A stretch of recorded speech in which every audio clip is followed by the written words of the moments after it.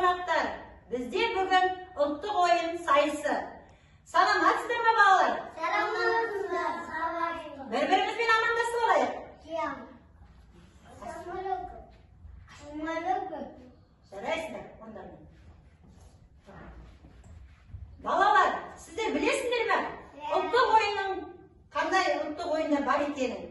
Асық ату, теңге алу,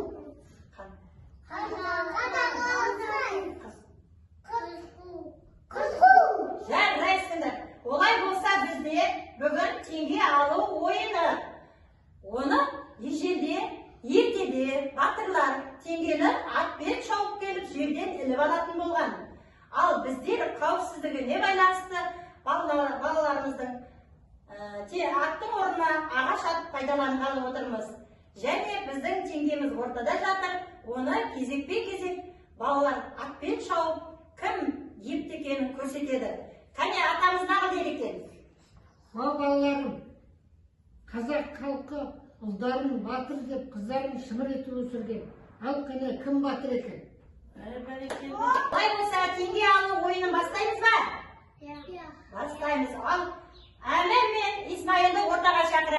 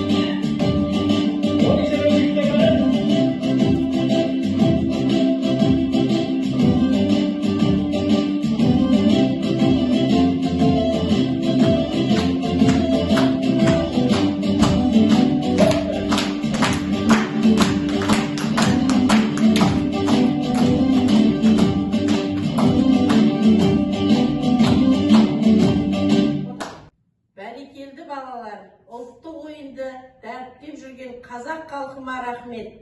Осымен біздің теңге алу ойынымыз аяқталды.